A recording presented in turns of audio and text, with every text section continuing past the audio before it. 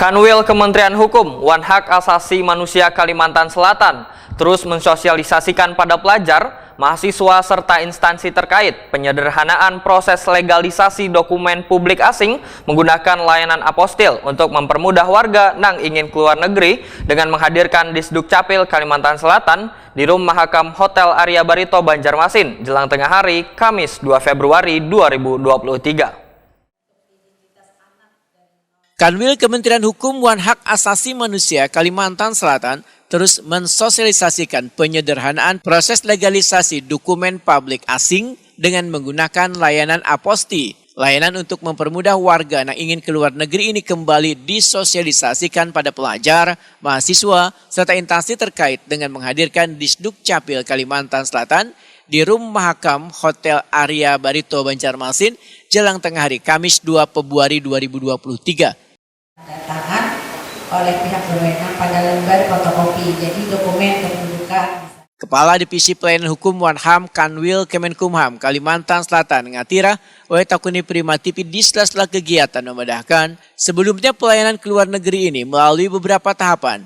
Namun ini dipermudah melalui layanan aposti, yaitu layanan online hingga hanya dengan satu klik, maka pengurusan dokumen berkunjung atau ingin menetap di luar negeri untuk meneruskan pendidikan atau lainnya pun sudah bisa dipergunakan. Bahkan hasil dokumen sudah bisa dicetak dan didapatkan di Kanwil Kemenkumham di seluruh Indonesia.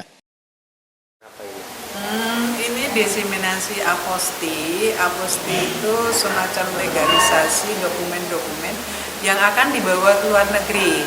Nah, kalau selama ini dokumen-dokumen yang mau dibawa ke luar negeri itu kan melalui beberapa meja ya, harus ke Kemenlu, harus ke Mendagri, kemudian baru ke Kemenkumham, baru ke kedutaan, ada 5 meja kalau nggak salah.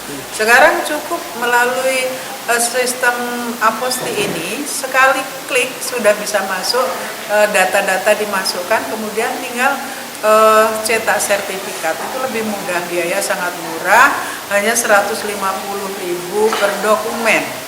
Itu sangat cepat.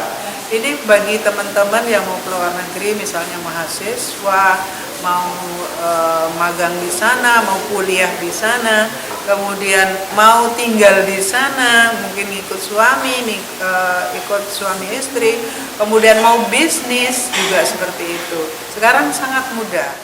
Ngatira menambahkan, melalui layanan aposti ini, selain lebih murah, pembayarannya melalui SMS banking, pemohon pun bisa mengetahui kekurangan dokumen sehingga bisa secepatnya melengkapi. Dengan aposti ini sangat murah. Bisa dikerjakan sendiri ya Bu? Iya, online langsung. Jadi nanti tinggal mantau sistemnya. Tadi saya sempat belajar sama Mas yang dari Jakarta.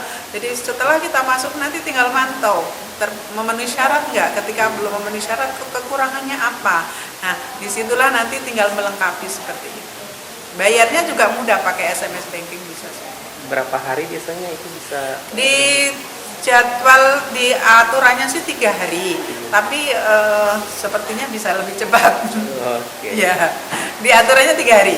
Sesuai aturannya itulah yang tertera seperti itu. Bu, kenapa menghadirkan Disduk Capil, Bu? Dukcapil kita tahu kan dokumen-dokumen kependudukan banyak ada di sana, sehingga ini yang sering dibawa, yang sering dimasukkan dalam aposti. Oleh karena itu mereka sengaja kita undang. Nanti bukan Dukcapil aja, bisa dari Kemenak, kan Kemenak juga ada dokumen-dokumen yang kaitannya dengan perkawinan seperti itu. Ke Dinas Pendidikan juga ijazah, transkrip nilai dan sebagainya. Itu nanti gantian kita akan undang. Karena aposti akan kita sosialisasikan terus-menerus.